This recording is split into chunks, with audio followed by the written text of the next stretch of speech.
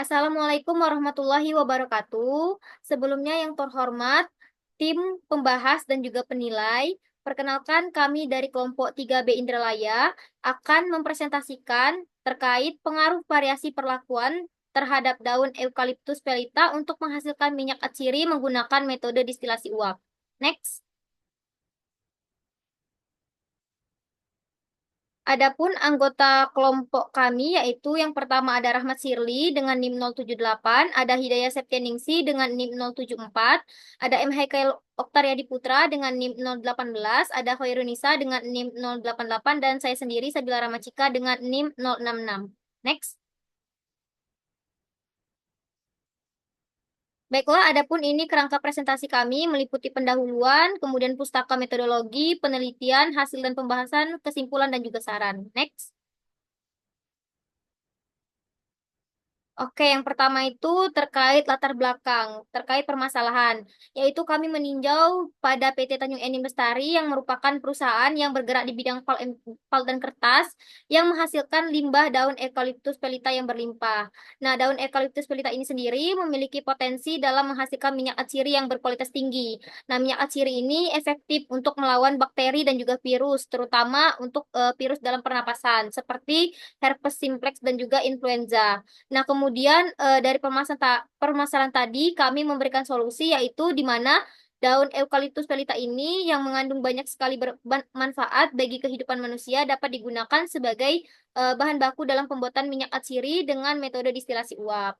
Nah, metode distilasi uap ini sendiri merupakan salah satu teknik ekstraksi yang paling banyak digunakan untuk mendapatkan minyak atsiri dari berbagai bahan tanaman, termasuk salah satunya eukaliptus minyak atsiri dari daun eukaliptus pelita yang memiliki banyak manfaat seperti antiinflamasi dan juga antibakteri.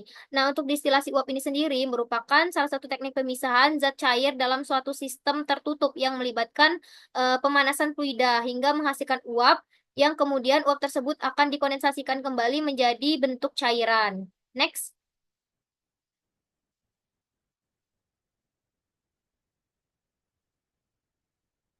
Nah, adapun di sini untuk rumusan masalah, yang pertama itu kami meninjau terkait bagaimana pengaruh dari perlakuan pada daun eukaliptus pelita yang dihasilkan. Kemudian untuk rumusan masalah yang kedua yaitu bagaimana karakteristik minyak atsiri berbasis eukaliptus pelita berdasarkan analisis kualitatif. Kemudian yang ketiga itu bagaimana karakteristik minyak minyak atsiri berbasis eukaliptus pelita berdasarkan analisis analisis kuantitatifnya. Nah, di mana tujuan penelitian ini yang pertama itu untuk mempelajari pengaruh dari berbagai metode perlakuan terhadap daun eukaliptus yang dihasilkan. Kemudian yang kedua, mengidentifikasi dan mendeskripsikan karakteristik kualitatif dari minyak atsiri yang diperoleh. Yang keempat, mengidentifikasi dan mendeskripsikan karakteristik kuantitatif dari minyak atsiri yang diperoleh dari eukaliptus pelita. Nah, untuk manfaat penelitian itu sendiri, yang pertama itu untuk mengurangi kuantitas limbah industri pulp dan kertas yang berdampak pada lingkungan. Yang kedua yaitu menciptakan suatu produk bernilai jual dari limbah industri pulp dan kertas. Dan yang ketiga itu menciptakan bisnis baru di sektor industri pulp dan kertas dengan memanfaatkan limbah daun eukaliptus pelita sebagai minyak atsiri yang bernilai jual. Next.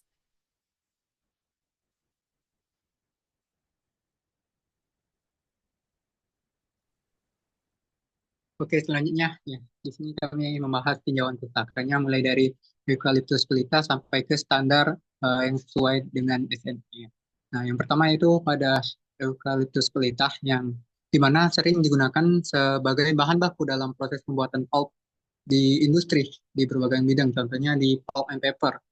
Nah, pada Indonesia ini menggunakan eukaliptus ini berjenis pelita dikarenakan eukaliptus pelita ini memiliki laju pertumbuhan yang cepat sehingga dapat memenuhi kebutuhan dari pulp industri tersebut.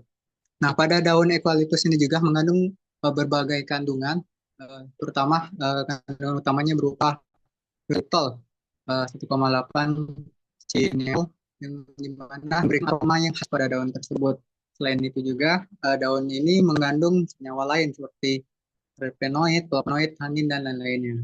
Kemudian eh, di sini juga kami ya terkait dengan minyak atsiri yang merupakan hasil penyilingan dengan uap dari bagian-bagian suatu tumbuhan. Nah, pada minyak atsiri ini juga berperan sebagai produk aromaterapi yang multifungsi yang digunakan sebagai terapi pendukung, relaksasi tubuh, eh, tambahan makanan, kosmetik, dan pengharum. Nah, pada minyak atsiri dari tanaman eukaliptus ini tidak hanya memiliki manfaat medis, tetapi memiliki komponen kimia yang signifikan seperti terpenoid, monoterpen yang berfungsi mengontrol populasi serangga. Next.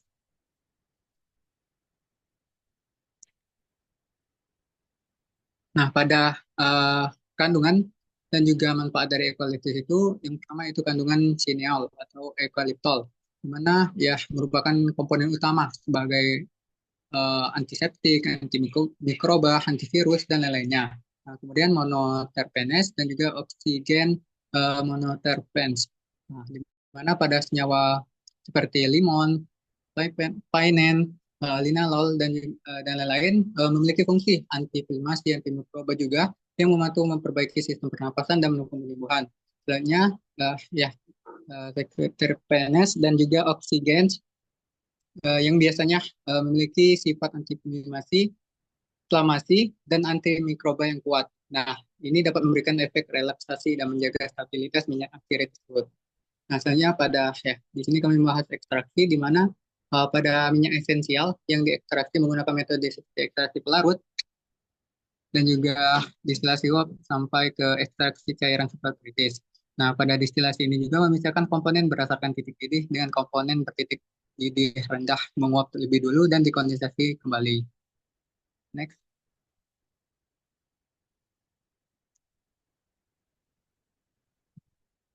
Nah, tentunya minyak atsiri ini memiliki standarnya tersendiri.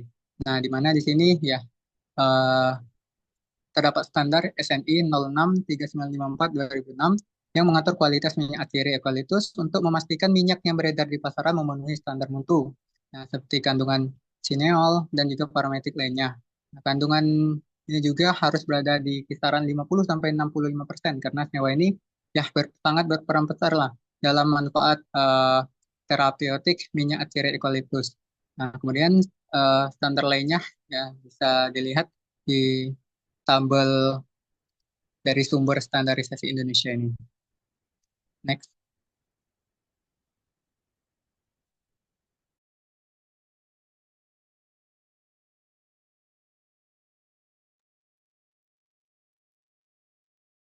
Oke, selanjutnya metodologi penelitian, di mana di sini kami menerapkan uh, studi literatur terlebih dahulu, kemudian kami baru mempersiapkan berbagai alat dan juga bahan-bahannya.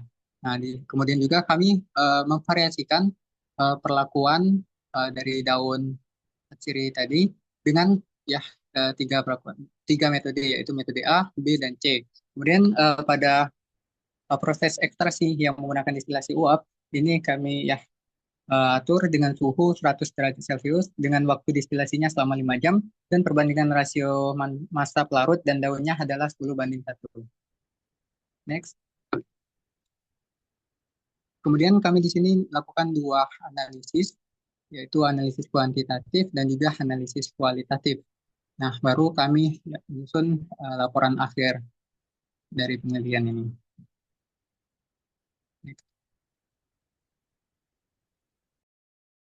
Oke, untuk berikutnya merupakan hasil dan pembahasan dari penelitian yang telah dilakukan. Jadi perlakuan yang dilakukan terhadap daun Eucalyptus spelita ini ada tiga, ada perlakuan A, B, dan juga C. Di mana pada perlakuan pertama, daun Eucalyptus itu direndam dengan menggunakan H2O atau air selama 1 hari, lalu kemudian akan dikeringkan dan didinginkan selama 1 jam. Kemudian pada perlakuan yang kedua atau perlakuan B, daun eukaliptus akan dicuci dengan menggunakan aquades, lalu kemudian akan dikeringkan di tempat yang teduh selama 3 hari, lalu kemudian dipotong sehingga ukurannya menjadi lebih kecil. Kemudian perlakuan yang ketiga atau perlakuan C, yaitu dengan cara daun eukaliptus dijemur di bawah sinar matahari selama 8 jam. Kemudian berikut adalah dokumentasi dari masing-masing perlakuan, di mana yang A itu merupakan daun segar, yang B ini merupakan variasi 1, C variasi B, dan kemudian yang D itu merupakan variasi C.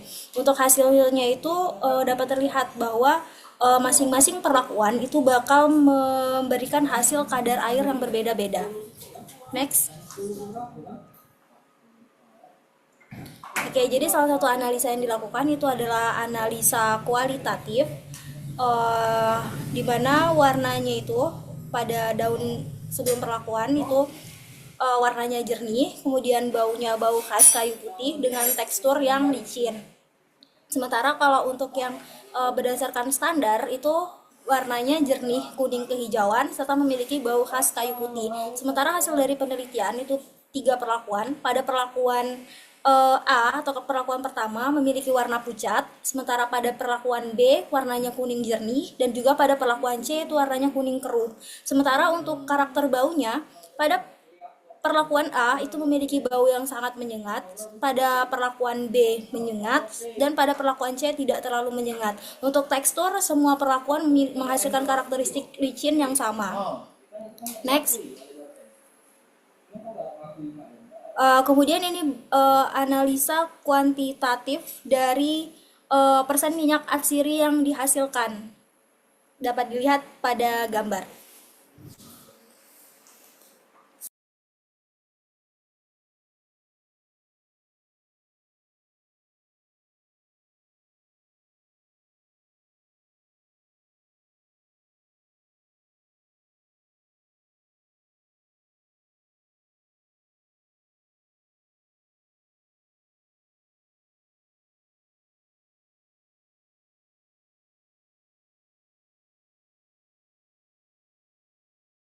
Kemudian untuk analisa kuantitatifnya itu juga dilakukan dengan menggunakan analisa spektrofotometri.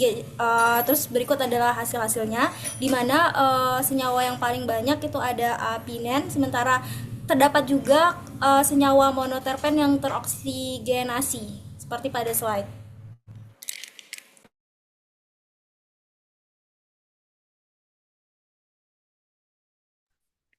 Baik, selanjutnya ada analisa kuantitatif komposisi minyak siri berdasarkan spektrofotometri GCMS. Di sini untuk senyawa 1H siklopropeazulen itu senyawa senyawa dengan struktur yang kompleks, kadarnya itu cukup konsisten pada ketiga sampelnya itu di antara 2 sampai 3. Kemudian ada karyopilen, senyawa yang dominan, kadar tertinggi itu pada sampel yang kedua, namun turun cukup banyak pada sampel yang ketiga.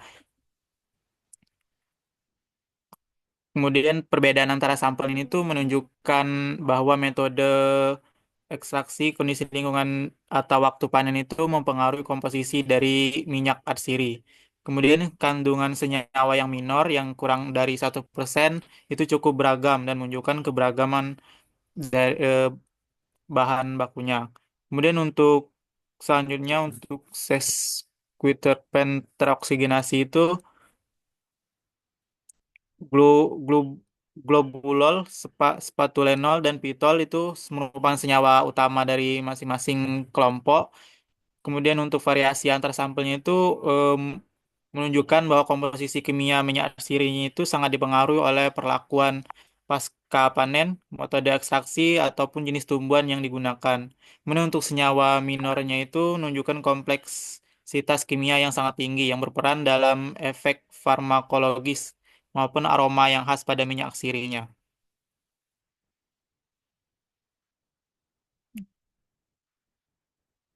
Ini selanjutnya ada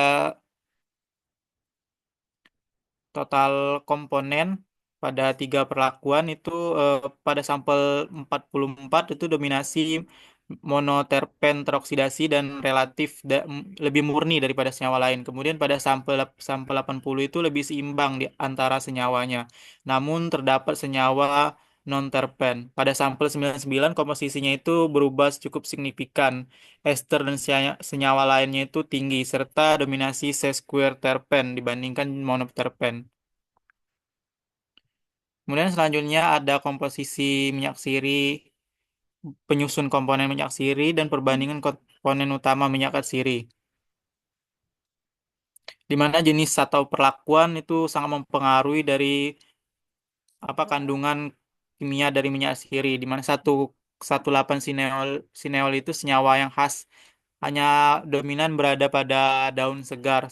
Kemudian setelah perlakuan dominasinya itu pindah ke apenin dan alfa penin dan juga beta penin yang sifatnya itu lebih volatil dan juga mudah terbentuk saat pengeringan. Kemudian pada perlakuan C itu ditunjukkan bahwa degradasi terjadi lebih lanjut yang menyebabkan alfa penin itu turun dan juga munculnya pitol. Oke, yang selanjutnya itu adalah kesimpulan. Jadi yang pertama dari hasil penelitian dapat disimpulkan bahwa tiap perlakuan menghasilkan fisiologi daun yang berbeda, serta perlakuan akan menghasilkan kadar air yang berbeda dari tiap perlakuan yang dilakukan. Perlakuan A menghasilkan fisiologi daun terbaik setelah perlakuan. Yang kedua, perlakuan yang berbeda pada daun Eucalyptus pelita menghasilkan minyak atsiri dengan variasi karakteristik seperti warna, aroma, dan tekstur. Hasil penelitian menunjukkan bahwa perlakuan berbeda selama distilasi uap memengaruhi karakteristik minyak atsiri yang dihasilkan. Semua hasil minyak atsiri yang dilakukan menunjukkan kualitas yang sesuai dengan SNI dari segi warna dan aroma. Yang ketiga, penelitian ini menemukan bahwa perlakuan berbeda terhadap daun Eucalyptus pelita memengaruhi hasil minyak atsiri dalam hal massa, yield, dan komposisinya. Dari tiga metode perlakuan, perlakuan C menghasilkan yield tertinggi. Hasil analisis menunjukkan alpha-pinen sebagai komponen utama dan perlakuan A memiliki kadar siniol tertinggi meskipun belum memenuhi standar SNI yang seharusnya. Hal ini menegaskan bahwa metode pretreatment memengaruhi kualitas minyak atsiri. Next.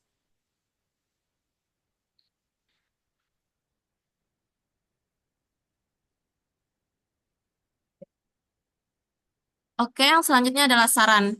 Yang pertama, perlu dilakukan kajian lebih lanjut terkait perlakuan awal pada daun Eucalyptus pelita untuk meningkatkan kualitas dan kuantitas minyak atsiri yang dihasilkan. Yang kedua, perlu dilakukan peninjauan terhadap metode ekstraksi yang digunakan dalam proses menghasilkan minyak atsiri, uji coba dengan metode ekstraksi yang berbeda untuk meningkatkan kualitas dan kuantitas dari minyak atsiri yang dihasilkan. Yang ketiga, perlu ditambahkan pengujian lain untuk mengetahui kualitas produk dengan lebih akurat seperti uji coba antibakteri. Next.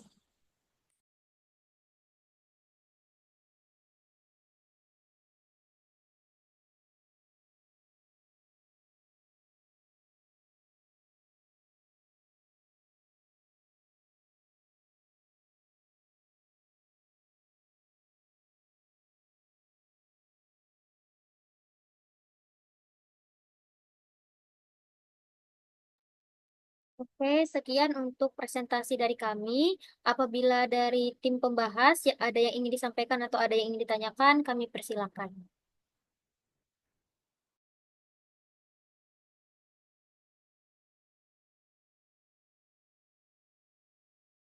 Oke, di sini ada Mersanda. Dipersilakan untuk menyampaikan pertanyaan.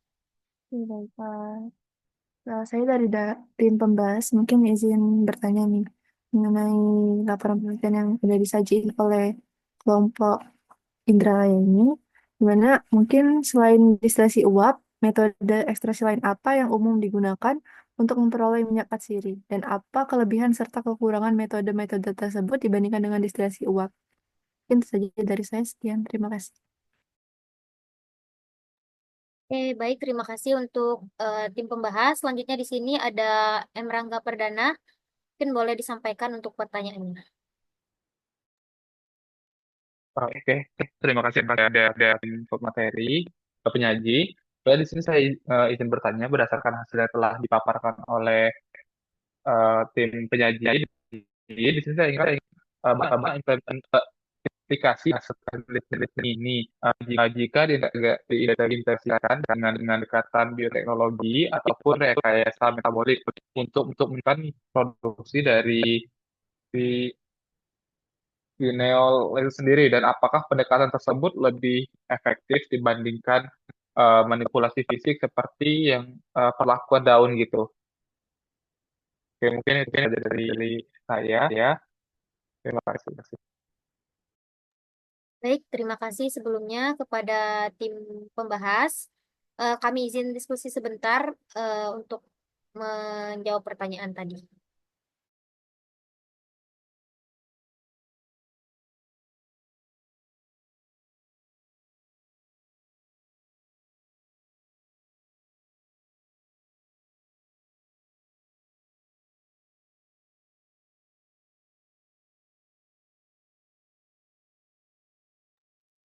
Untuk pertanyaan pertama akan disampaikan dan dijawab oleh Koirunisa.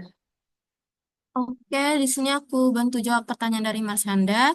Jadi, selain distilasi uap, sebenarnya ada metode lain yang dapat digunakan untuk menghasilkan minyak atsiri itu. Pertama itu ada ekstraksi pelarut. Jadi, dia tuh menggunakan pelarut organik untuk melarutkan minyak atsiri. Kelebihannya adalah dapat menghasilkan rendemen tinggi untuk beberapa jenis bahan. Tetapi kekurangannya adalah potensi adanya residu pelarut dalam produk dan selektivitas yang rendah. Yang kedua tuh ada ekstraksi karbon dioksida superkritis. Jadi, dia tuh gunain CO2 dalam kondisi superkritis sebagai pelarut. Kelebihannya adalah menghasilkan ekstrak yang sangat murni dan tidak ada residu pelarut, tetapi kekurangannya adalah biaya peralatan yang mahal. Yang ketiga ada hidrodistilasi. Jadi di sini dia tuh merebus bahan tanaman dalam air dan memisahkan minyak atsiri dari air setelah kondensasi. Kelebihannya adalah sederhana dan murah, tetapi kekurangannya adalah potensi degradasi termal minyak atsiri karena suhu tinggi. Mungkin itu jawaban dari aku. Apakah sudah menjawab, Marsanda? Oke, baik. Terima kasih atas jawabannya. Udah cukup jelas. Itu sih. Oke, selanjutnya saya akan menjawab pertanyaan dari tim pembahas, yaitu dari Emrangga Perdana, terkait pertanyaannya tadi, bagaimana implikasi dari hasil penelitian jika diintegrasikan dengan pendekatan bioteknologi atau rekayasa metabolik untuk peningkatan produksi sineola, apakah pendekatan tersebut lebih efektif dibandingkan manipulasi fisik seperti perlakuan daun? Nah, jadi pendekatan bioteknologi seperti rekayasa metabolik pada tanaman ataupun mikroorganisme, misalnya saja itu pada penggunaan mikroba penghasil sineola, itu tuh sebenarnya dapat jauh lebih efektif dan terkontrol dalam menghasilkan senyawa target seperti sineole. Sineole ini. Nah, dibandingkan dengan manipulasi fisik, itu bioteknologi ini sendiri itu menawarkan produksi yang lebih konsisten, bisa dioptimalkan dalam bioreaktor dan juga tidak bergantung pada cuaca atau musim. Nah, namun pendekatan ini sendiri itu memerlukan investasi awal yang tinggi, kemudian juga diperlukan keahlian khusus dan juga perizinan yang ketat. Nah, integrasi antara teknik pemrosesan fisik seperti distilasi uap ini sendiri dengan bioengineering itu bisa menjadi suatu solusi pada masa depan yang lebih efisien dan juga dalam produksi minyak atsiri yang lebih berkualitas tinggi lagi. Mungkin itu jawaban saya. Apakah sudah cukup dipahami dari... Ya, baiklah, udah jelas. Terima kasih kepada pemateri. Oke, baiklah. Terima kasih sekali lagi kami ucapkan dari tim pembahas dan juga tim penilai. Kami memohon maaf apabila dari tim penyaji dari kelompok 3B Indralaya terdapat kesalahan. Kepada Allah kami mohon ampun. Kami tutup presentasi dan juga penyampaian terkait presentasi tadi. Wabillahi taufiq wal hidayah. Wassalamualaikum warahmatullahi wabarakatuh.